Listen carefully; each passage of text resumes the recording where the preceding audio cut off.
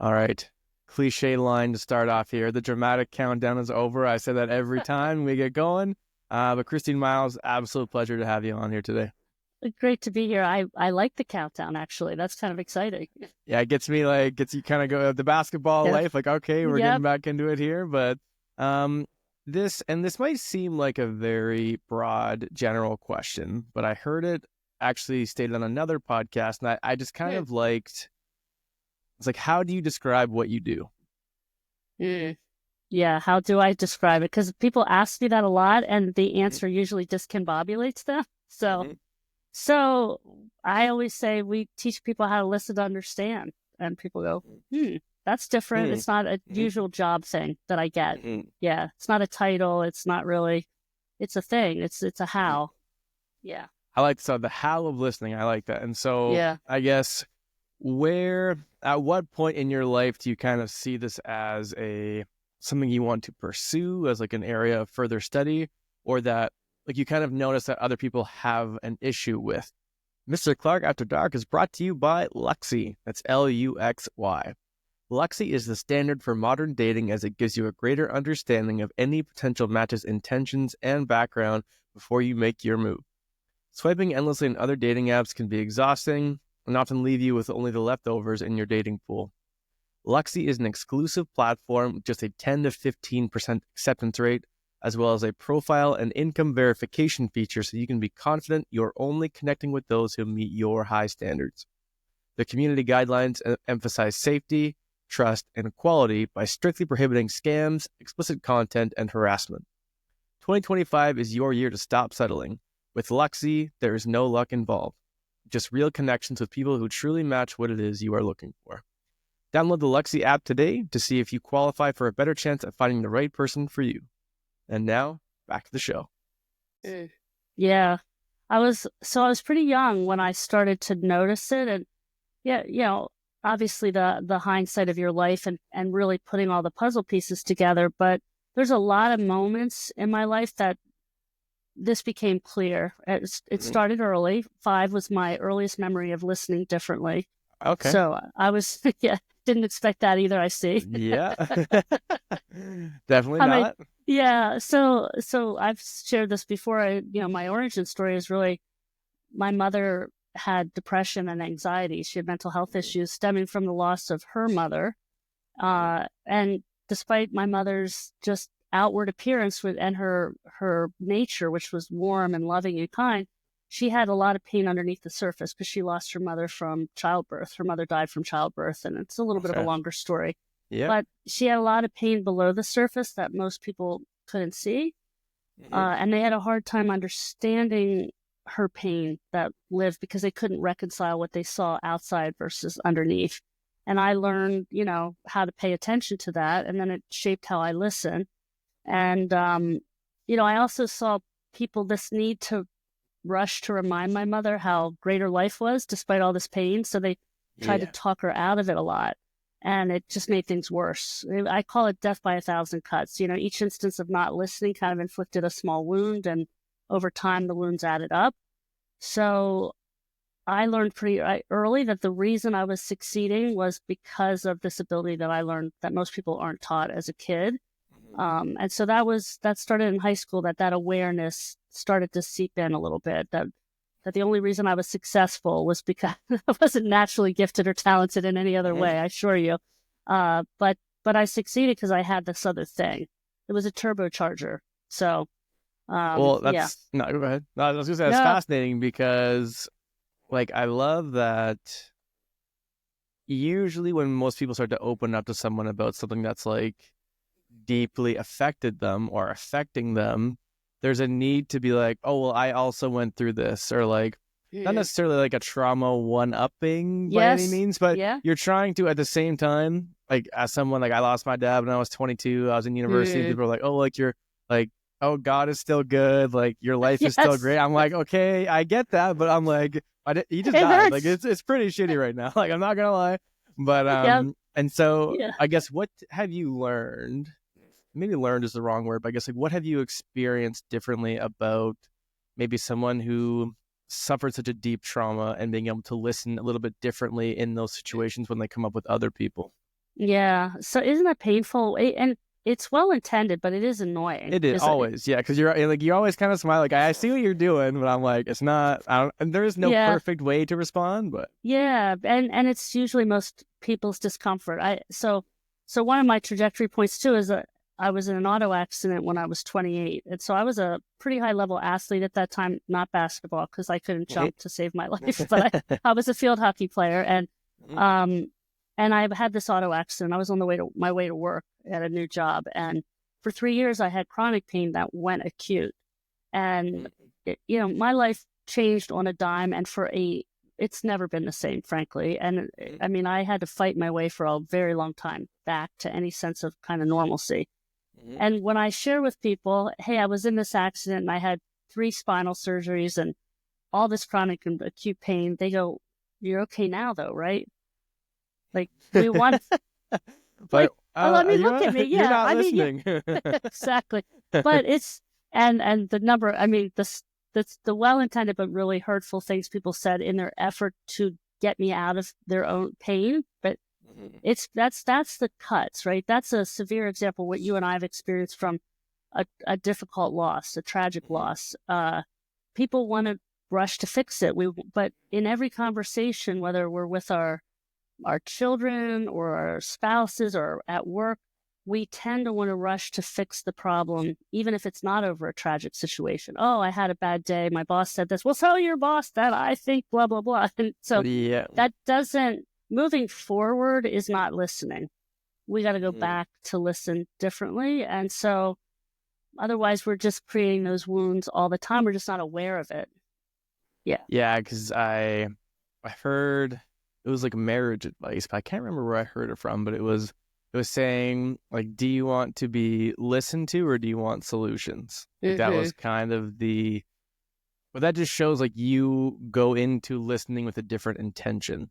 Yeah. Is that's I know earlier we were talking about like you have contributed to the development of a concept of a map of listening. Is that Mm-hmm. Mm-hmm. something along the lines of what it is you are trying Yeah. to look at the different types of listening? Could you elaborate a bit further on what you kind of Sure. go into that? So to me, the goal of listening is to understand. That is the outcome one, not agree, not fix, not problem solve, to understand. Listening just to listen, I isn't necessarily how I would define it. A lot of people say that to me. They go, well, I asked the person, do you want me to just listen? Do you want to vent? Or do you want me to try to help you fix it? But sometimes the person talking doesn't really know the answer to that. So I think that you just have to earn the right to fix it. And that when you listen to understand, you'll know whether you've earned that right and you'll know what the person needs or wants and you'll help them figure it out. Because a lot of times people come to their own solutions when you listen to Yeah, understand. You don't need to give the advice. Yeah. that's honestly, I've had a lot of principals on. So obviously, like I'm in from the education world, K to 12, and they say like every time they would see a teacher like potentially struggling, it was never. It's like you'd be surprised how much progress you can make by just asking how are things going and just letting them Yes. talk themselves into their own answer. Then Right. actually saying, "Oh, I see you're having this problem. Why don't you try Yes. this?" Like actually just sitting Yes. there and let them figure like untangle themselves in a weird way. Yeah. I don't know why that is the case, but Because because being listened to and understood helps us do that. It does, you untangles the right word. I love that word. It does help us untangle that. And if it doesn't, then I can earn the right to offer a perspective that might add to that untangling, help do that faster. But you gotta, and I believe you have to earn the right before we do that instead of just rushing to, like, to me, even though again, it's well intended, I think it's very arrogant to say to you as a young person when you lost your dad, oh, but it's not such a, I mean, I it's still have your okay though. mom. Right. Yeah. It's like, Like what? because that's not, that is just the opposite. That's an affront because I mean, goodness, like I can't imagine losing my parent at 12, 22. My parents, I had other problems, but I didn't have that problem. So Yeah. the pain of that is unimaginable to me and how that punches you in the gut. So yeah, I think it's very presumptive to jump to that conclusion, but it's human nature because we don't like to see people in pain. So I don't think people are ill-willed. they don't like to see somebody in pain. So they try to talk them out of it. Saw it with my mother since I was a little kid. Mhm. And there is, I'm just gonna keep like, what's the word I'm looking for? I'm plagiarizing other podcast thoughts by That's just cool. not I like, by not remembering where they came from. But it would. There was someone who said, I promise, somewhere out there that said like you're. It can be surprising how other people communicate with you differently when you're actually listening to them. hmm Because like it's almost that we're so used to like kind of just waiting to respond to what yeah. someone is saying versus actually listening to what they're saying, and 100% doing 50 hours of podcasting helps by Yeah, actually trying to sure. listen to what the other person is saying. But have you ever given much thought to that idea of like how what it means to actually be listened to and kind of how that changes the conversational dynamic? Well, it's been my life's work, really, Mhm. that very thing. So it's a profound experience. The problem is we don't know what it means to be the one that's listening to. We don't know what that looks like, what that should feel like, because we're not upskilled to do that. We're winging it, so to speak. We're just relying on our ability to hear and our good intentions, which is part of the Yeah, problem. I'll tell you a story. I'll go back a long time ago. This was when I was playing absolutely. hockey tournaments.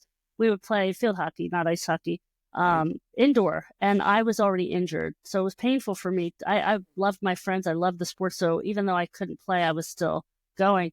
And one of my good friends met her now husband, and he was a quiet guy. And people was like, "Hey, I met so and Michael, and he's great," and blah blah blah. And then, the other people, we all met him kind of separately in this kind of larger environment. And then I came back and I said, yeah, I met him too. And he told me blah, blah, blah, blah, blah, blah, blah. He was married before and this happened and that. And they went, How, What? how'd you get all that? Like, what? You were gone 10 minutes. I go, yeah, but that's what it does. That's what it does. It's like Yeah. people start to express who they are, what they feel, what they, so you gotta encourage that in a way and create that. But it's a powerful experience to be listened to. And when you do, people will talk to you. So don't do it on a plane. If you don't want to be, if you don't want to sit next to that person and hear their story, and I learned this many times, but one Mhm. time they upgraded me to first class, and I was Mhm. like, oh, I was going to a wedding, it was far away. I was Yeah. so excited. Finally, I'm going to be comfortable. This beautiful woman came in, ready to sit down, winter, like beautiful white, like looked Yeah. impeccable.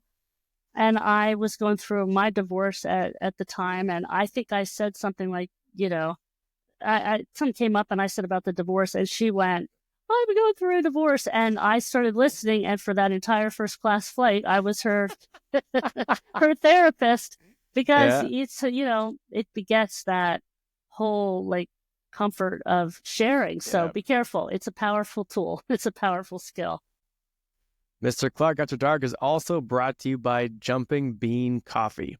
Jumping Bean Coffee is a premium, fair trade organic, and low carbon roasted coffee from the East Coast and is based out of Newfoundland. Some of their standout blends include the rich and flavorful Lighthouse Roast, the bold Deepwater Dark Roast, and of course the iconic Screech Rum flavored coffee. Whether you're supporting local, missing the taste of home, or simply looking to experience the best the East Coast has to offer, Jumping Bean Coffee has something for everyone. Click on the link today to secure your bag. And now, back to the show. And I'm only kind of laughing along, especially at the beginning there, because my mom and I have always talked about like cause she used to be like a nail tech. So she Oh, was so she's a she therapist. oh yeah.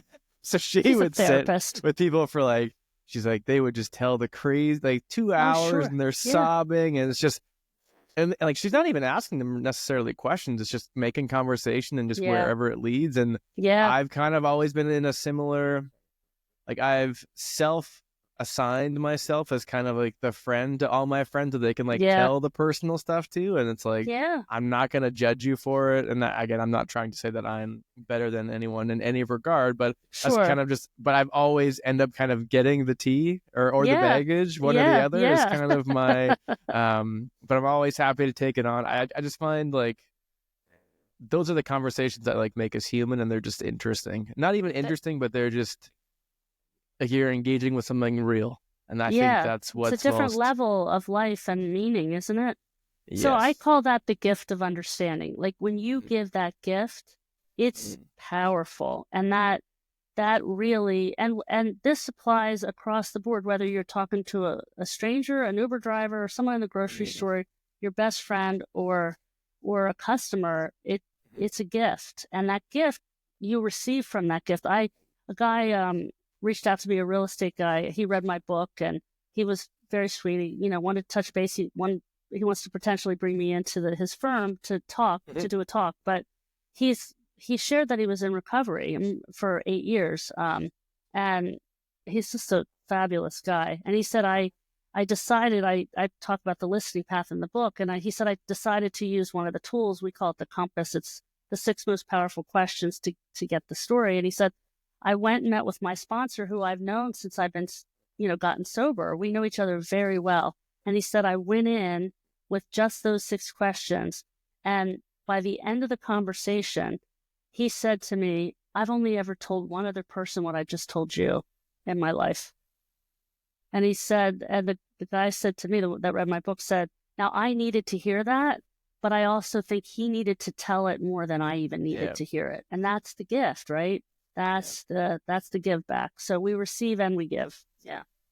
And so a lot right there with, because one, I guess first off, can you walk me through these 6 questions? Sure. So let me take you back just to anchor it into the map. You Absolutely. mentioned the Yeah. map. So Yeah. so the listening path is the path to understanding. So that's what that means. I decided that listening was way too complicated, and part of why it was so hard for people to learn how to do. It's also was why it's hard to teach. So my mission has been to solve that problem. How do we teach adults and now young people in schools how to listen? So the path is really this metaphor and story. You wouldn't go hiking in the woods without tools or supplies. That would be crazy, right? Like I'll drop you in the forest and go in unprepared. You'll be like, where, Well, we go into the conversational woods all the time, unprepared. So you need the tools to navigate the path in order to reach the understanding.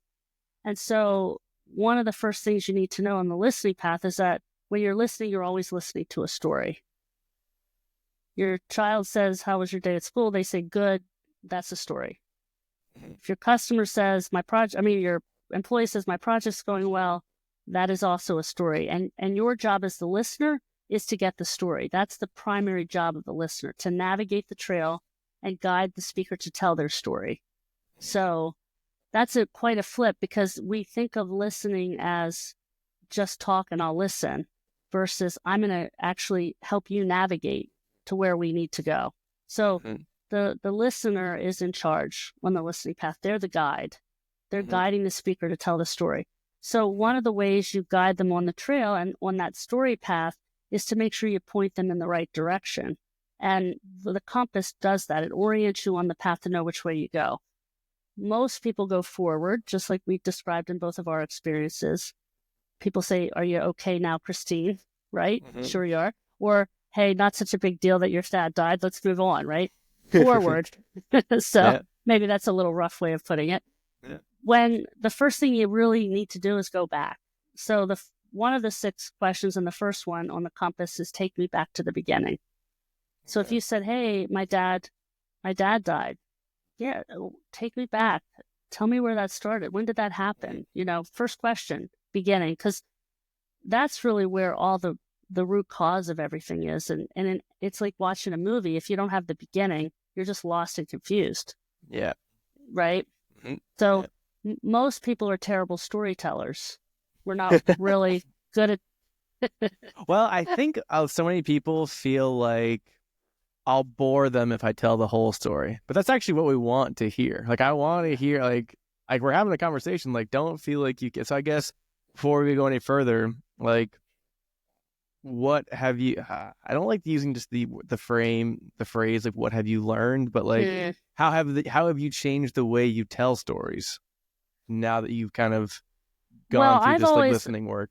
I was raised with a storyteller, so I had that skill from a pretty young age. So Mhm. I know how more than most how, and now that I also teach this because it's part of the Mhm. path, how to tell a story in an organized way. So I think you're right that some people don't say the whole thing, but Mhm. most of us just don't know how to organize it. We're not writers. Yeah. And Yeah, that's so true. we confuse the listener right off the bat. Like, Mhm. so, and by the way, I had a gentleman, this, you can't make this stuff up, in a workshop one time say, he goes, Christine, my wife used to spend 9 hours telling me about her 9 hour day. I don't have that kind of time. I go, I like that. you're not married anymore. He's like, no. So the truth is, if we let the speaker be in charge, they'll wander all over the place. They'll get us Mm. lost in the woods because we're not organized, and we don't.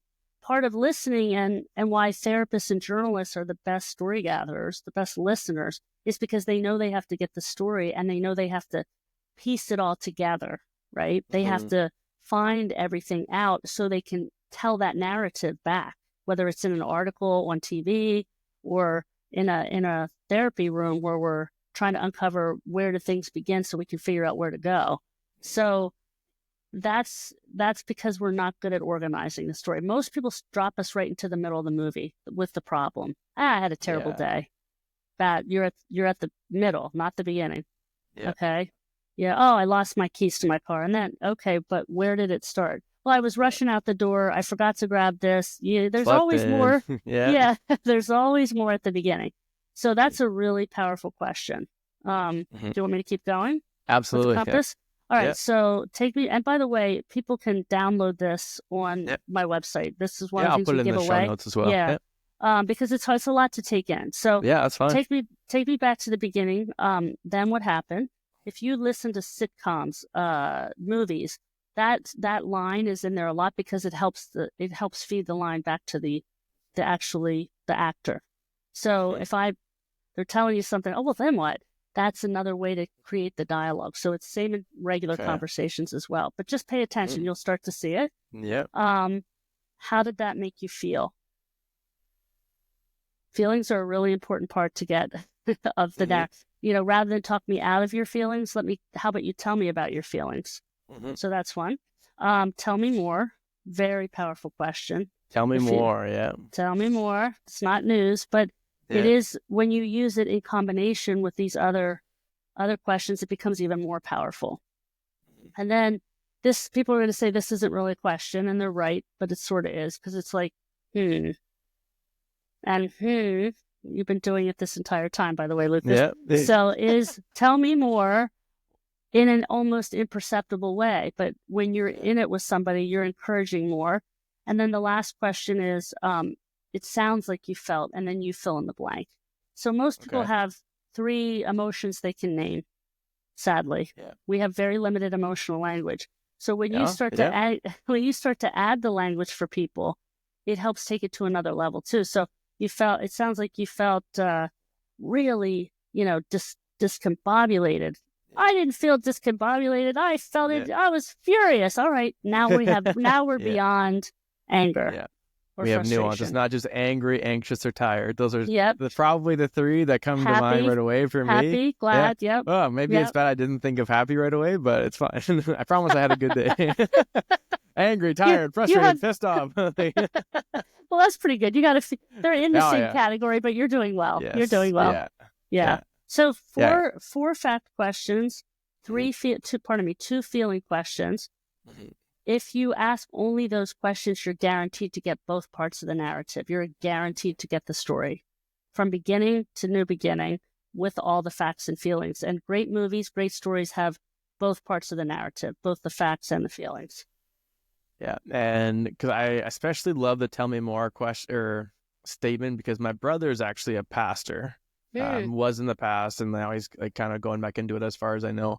And I remember like being in high school, I think, and he was away for university and I went to go see him. I remember we were driving and I guess like sometimes when you haven't seen anyone for a while, like it can feel not awkward, but like you're kind of getting used to each other again. Sure, Like you're just sure. like how did we used to just sit here for 9 hours, but now it's been an hour and we're kind of looking for things to talk about. Yeah. But Yeah. in the process of that, I remember I was telling him a story about something, and then he just said, "Tell me more about that." But I don't Mm. know why that struck such a chord of like, oh, he's like, I noticed he was like purposely just trying to Yeah. explain more, Like, like tell me yeah. more, like what Yeah. is it that you. And I remember I can talk for a long time, but I did. So Yeah. I guess it's there's power in the simplicity of some of these Mm-hmm. questions. I feel Yeah. like that people mostly overlook, and so like you're talking about those kind of 6 key questions, which I love giving specificity to that. So I Mm-hmm. think some people will look at listening as a topic of discussion and just be Mm-hmm. like, oh, I just won't I just I won't interrupt them. Like that's kind of Right. what people what they'll think of being a better Yeah. listener. And so Just be patient, be calm, be quiet, let them talk. yes. Yeah, no, no. In fact, interrupting is a very powerful listening tool. It's a more advanced tool, but Mm, it's a okay. really important skill. It's just Mhm. not where you start. It's Oh, because, okay. So tell me more about that. well, first of all, I want to say kudos to you for being so observant in that moment. So there's something special Well, thanks. there And in my, I think it's like he was also being trained to be a pastor at the time. okay, And so I think it yeah. might have been something he learned, right? So that was like, Sure, oh, like I'm but you picking still up on noticed these it. You cues. noticed it, Yes. and it's a Yeah. powerful experience. Now, Mm-hmm. may I? So, as an athlete, I'm going to say good to great here. So, rather than tell me more about that, just Mm-hmm. tell me more. So, you can take this back to him.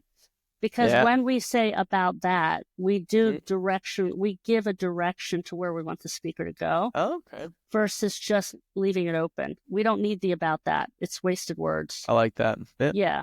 So yeah. So, I but like again, I just that. want to say kudos to that. So, and Yeah. of course, now I forgot your question, but the Uh, simplicity is helpful. It is, interrupting. yeah. Oh, so interrupting. Yeah. Thank you. So we usually interrupt to talk, Mhm. to serve our own needs. Oh, that happened to me. You said that. Oh, well, God only Right. wants gives you as much as you can handle. I heard that Yeah. quite a few times. Um, it It's a might be great true, one. but I didn't want to hear it because Yeah. they hadn't earned the right yet to tell me that, uh, or knew if I believed that. To be honest, or I thought, well, why am I getting picked on? Lots of things. Yeah. But interrupting to serve my agenda is different than interrupting to understand. Mm. So, but our brains are wild, and our brain is the greatest enemy of listening, which is why white knuckling it doesn't work. So I agree with your assessment. Most of us think, I'll just shut up and I won't say anything. But one, that's hard to do because people are terrible storytellers. It's hard to be patient in this digital crazy world and in general. And our brains are firing and wiring and telling us to do everything but listen. Don't listen. That's what the subconscious brain is saying. So we need the right tools to navigate the path proficiently and efficiently because time matters. And just letting someone talk for hours and hours in my office, if I'm a senior leader or a leader or a manager, I have to get to root cause quickly, and I have to make you feel understood quickly. So I have to be efficient and proficient to be successful. And so let's just say, okay, Christine Miles, I have my realtor firm. I'd like you to come give a talk. I guess what you've kind of been talking about is like what not listening actually costs you. And I thought Mm-hmm. that was because again, I think sometimes people to take an idea seriously, there's I'm assuming there's some sort of transactional monetary Yeah. value involved in this loss, and that's kind of what you're going towards. So I guess how do you go from the kind of dealing with growing up with a traumatized individual and kind of that aspect of listening Hmm. versus like business listening? I guess what's the connection and carryover there? Well, it's really the same thing because we're all people. So Yeah, if fair enough. Mm-hmm. if I'm an employee, yeah, look, I want my employees to feel valued and understood. Frankly, it earns me the right to ask more of them, to help them raise their own game in terms of their own professional growth and be the best person they want to be. So there's all that. And then if you just go into a customer or sales meeting, if you don't, the first thing they tell you in every sales training is understand your customer's problems, pains, and needs. If you don't get that, you can't sell. And guess what they do to train you how to do that? 30 You minutes gotta if you're listen. lucky. You Oh. got to listen. 2 ears, one mouth, use it in Yeah. proportion. When in fact, the most sales conversions happen when it's 43-57 because it's an exchange, it's a dialogue. Because when Okay. you're guiding the speaker, you're participating in the dialogue. You're just not telling. People don't like to be told what to do. Mhm. So if I just go in and sell a solution, I'm telling. But if I'm in an exchange of understanding you and listening to you in a different way, we're in a different kind of communication paradigm. And that's not just me being silent. Mhm. Yeah, because I try to put myself into times that like I've been sold to. Because again, I don't have Okay. like experience in sales. Obviously, I'd love everyone Oh, to listen to you're in this teaching. podcast. You every Yeah. day is sales for you. Every day is sales for you. Are you kidding me? That's true. Parents, People need kids, principals of you are in a high sales field. You just don't know it. That is true. I'm always trying to buy, or I guess, am I buying your ears? Am I selling information to your ears? I don't know. That's what I'm You're always trying to get trying them to to do. believe in and buy into the information you're selling or the way you're Yes. approaching that. Yeah.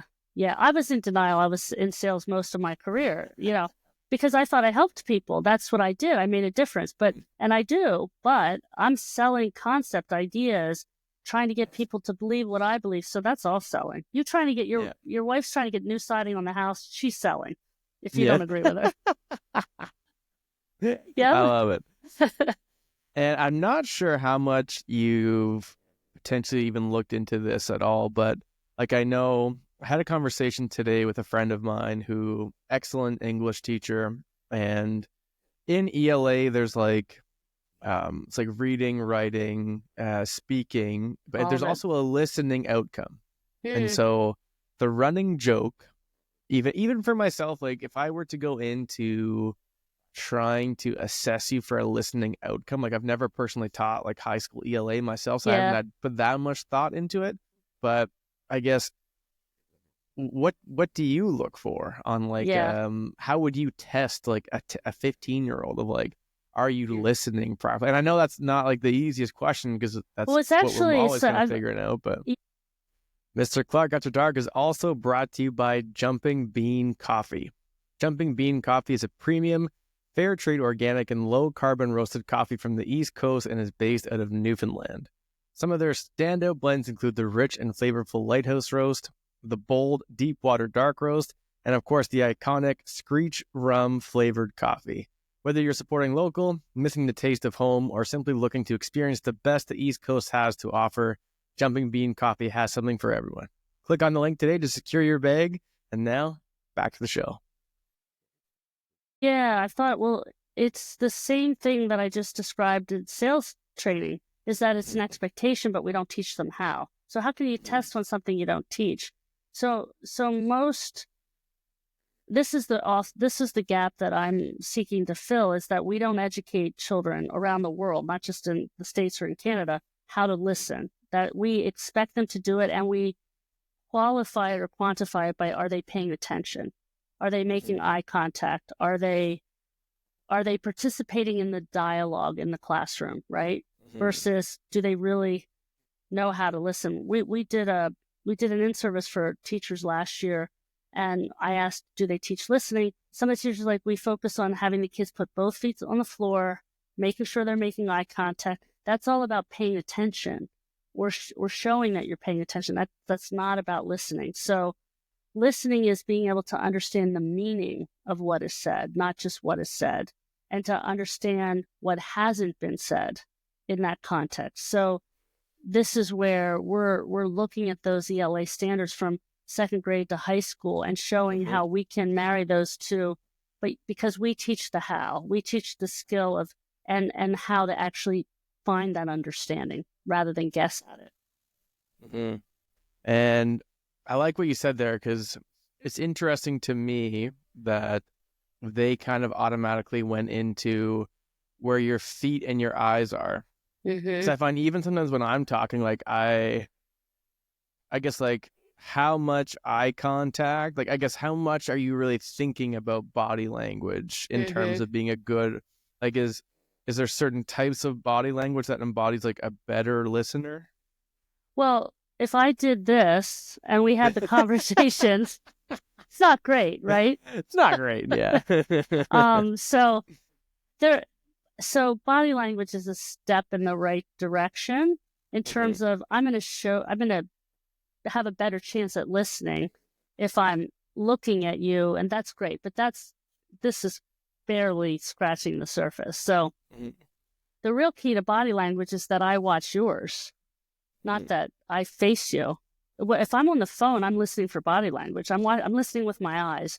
We teach mhm, kids listen with your eyes, ears, and heart, and then how to do that. And there's three responses that through the path that you look for from the speaker to even see if you understand. When you know what they are, you're you're in a different paradigm because the speaker will tell you, the teacher will tell you, the principal will tell you, your classmate will tell you if you know what you're looking for. It's like, do you remember those highlight books? Like, where's the lion and the bear and the once you've seen where they are, you don't know what I'm talking about. yes, I probably do. I'm not sure. It's like a coloring book and you have to find the lion and you have to find the Okay, bear. yes, yeah, yeah, yeah, Yeah. yeah, So once you know where they are, you see them right away. But at yeah. first, it's like, I don't know where the bear is. But once you know what to look for, once you're trained to do that, then you know how to do it. And then Mhm, that's what you can hold the standard to. So just like I said, most people start a story or talking about something in the middle. Once you know that, you just know you have to go back. You know it, you know how to do it. It's mhm, just a skill, but we're not trained up on that. We're going into the woods with our good intentions. mhm. And so I'm curious now because in order to be a good listener, someone has to be talking. And I find that most people, I would say, struggle with some degree of social anxiety. Mm, And I would say, even post COVID, there's like people are so anxious about kind of real conversation. Like I see mm-hmm. students and I see like other teachers like with myself, like we'll have not like shallow conversation, but like, oh hey, how's it going? Like good chats. And I guess if maybe implicitly going through this researching and speaking about listening, like what have you learned maybe potentially differently about communication or even trying to just lessen the anxiety of Yeah, conversation? we do have an anxious generation, don't we? Yeah. Yeah. Yeah. Um, so my psychology brain went off. I'm sorry. So No, do that's I fine. think so? That was an interesting statement that most people have anxiety. I don't know that I agree with that, but Okay, yeah. I think that anxiety is very real, and I think that we aren't habitual. We're not raised to have to be social as much anymore. I mean, I don't want to leave my house to get something from the store, and I'm an Hmm. extrovert. So if Yeah. it can land on my door, so if I'm in a stage in my life as in childhood where I don't have to leave my room to have social interaction or perceived social, I'm not going out of the room. The Hmm. phone has brought the world to us, but not the real world.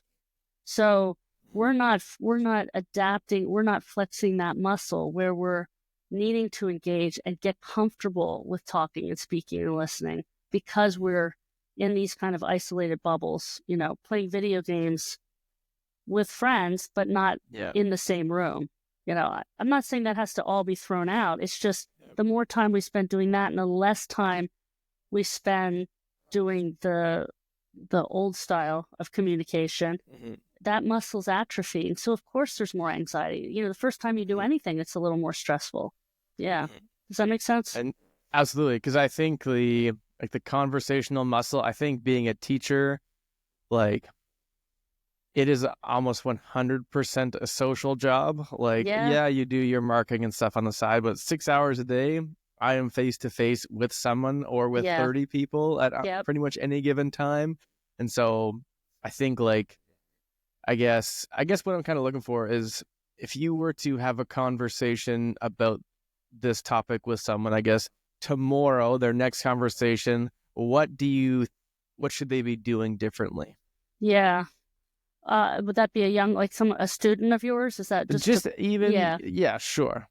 So the first thing I'd be thinking is what you said earlier, which is let's look at the costs of not doing this well. Okay. And it's an invisible problem, because if you don't know what it is to listen, if you've been told to listen and not taught, we have 2 legs, we learn to walk. People figure you have 2 Yeah. ears, you'll learn to listen, right? It doesn't Yeah. work that way. So it's nobody's fault that we don't understand this. But I did title the book The Problem, because you can't solve a problem you don't know you have. So if you think about, the first thing is, think about the last time somebody didn't listen to you. How did it feel? Right? That usually gets thoughts going. But then if you go, but when was the last time you were the one who didn't listen? Yeah. And how do you think, did you notice? And how did that make them feel? So let's get our arms around, maybe we need to address this, one. And then 2 is, there's lots of ways to upskill to this for adults. They can read my book, they can read other books. I've tried to make it simple and fun, because I'm dyslexic. And so I can paint pictures in my mind, and if something's too complicated, I can't figure it out. So I need simple. Okay. So simple is very important to me when I created the listening path. Fun is very important to me, because play is, listening is a process of discovery. It's supposed to be fun. So there's lots of ways to upskill. The kids, we have to get to them early, which is why I created the classroom program, so that we could teach them the language of listening when they're 6 instead of 36, instead of 46. Like, I often say, do you want to go skiing for the first time at 36 or 6? Like, I'd rather get on the slope early so I can learn to go down the mountain and be fearless. So that's really what it's going to take, but we need to create a common language around that. And that's what the path does. It's a common language for listening.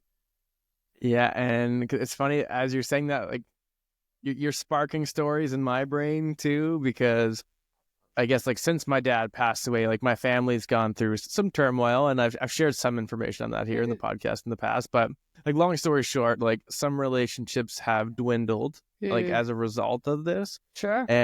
But like, talking to people individually, I'm like, you guys just aren't listening to each other. Like, that's like, I hear what both of you are saying, and I think I can kind of unpack the non-offensive version of what they're saying to that person. Like, this is what they're actually feeling when they're saying this. I'm not a therapist by any means, but I do feel like they'll hear what I'm saying, and they say, no, it's this thing that I said before, which is actually not, but like, I just told you that's the case. So I think that's something that's it's underrated, I think, to try to, even if you potentially were to not even come across your work, just understanding that listening can be done differently. That there's ways to think about doing it. And even if you do one thing better, it's a huge step in. Like, look at the impact. Tell me more about that, even with the about that hat on you. Like,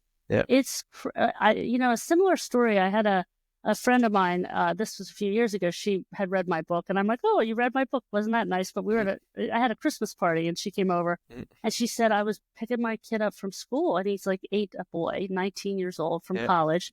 And she was going through a divorce at the time, and she said, he said something, and I thought, there's more there, and I almost panicked. And she said, and I thought about your book and all the things you said in your book. She goes, all I could remember was, tell me more. So she said, she had this like mini crisis of dialogue, and she said, he's going to think it's so weird if I say that.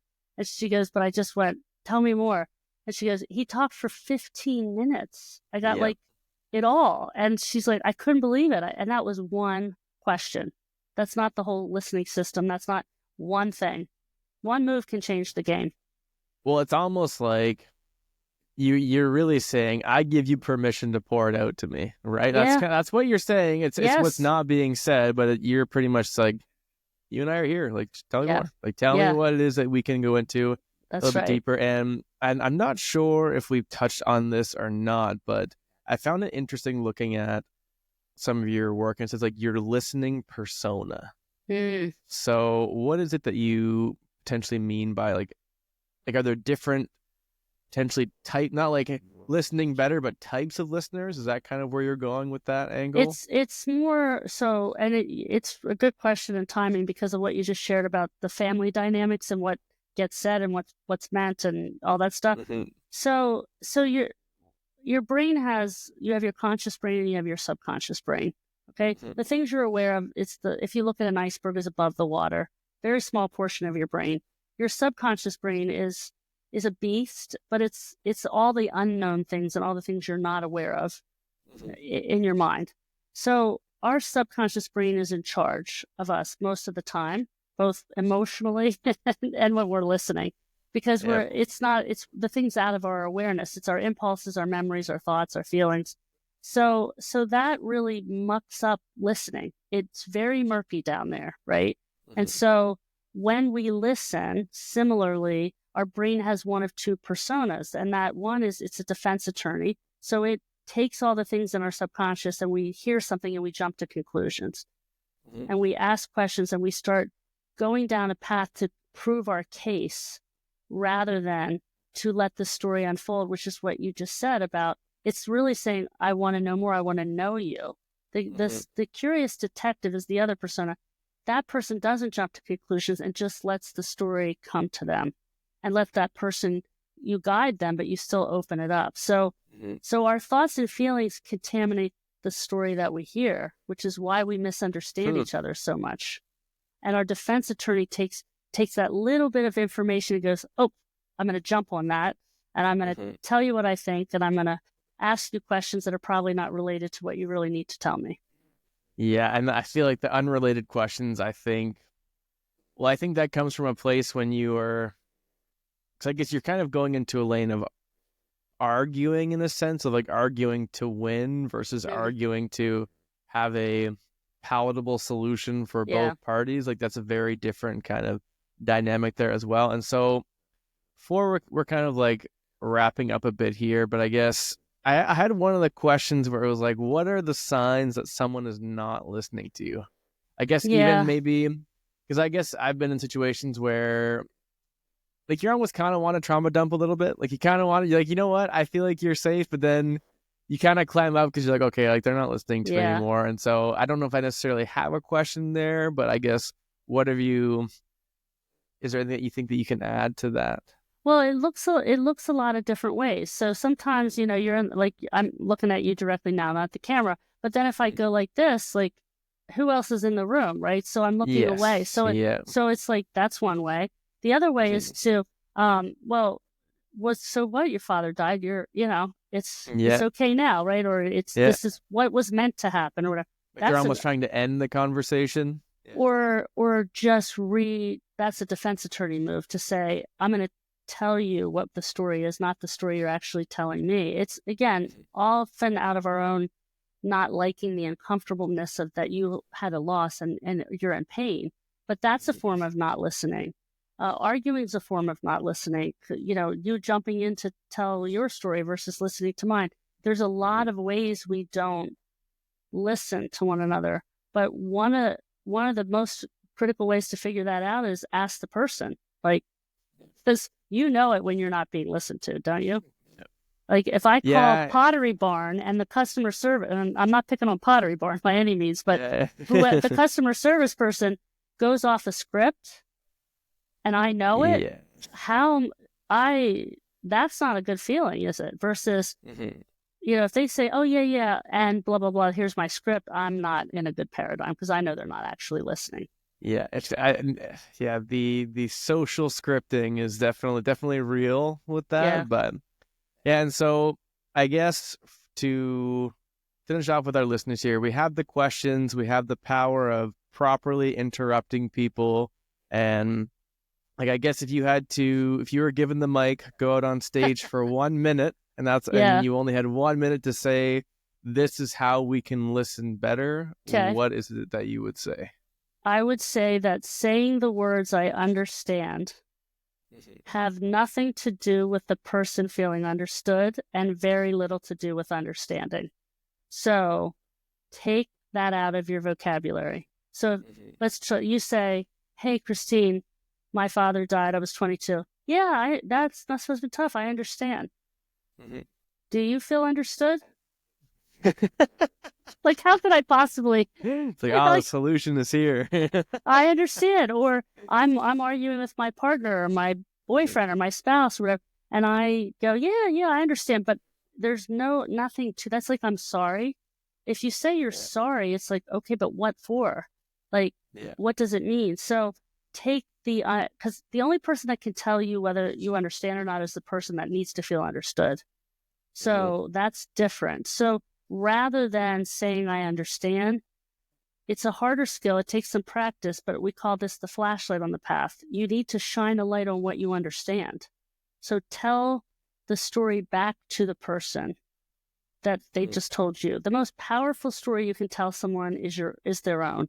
So rather than I understand, hey, Lucas, I don't know a lot about you, but it sounds like you were pretty young when you lost your dad.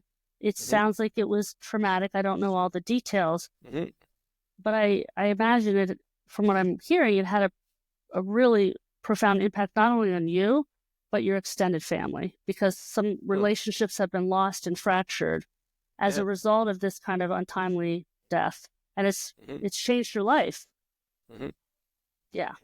Yeah, and I feel like as you're saying that, I'm like, oh, now I have these 9 stories that I can go into with this. So I totally see like you're kind of actually summarizing it as a story that's completed. But so, it's a Christine more Miles, powerful experience, isn't it? Than just I understand. Absolutely. Yeah. All right. Well, Christine Miles, it was an absolute pleasure having you on the podcast here today. Likewise. I appreciate being here.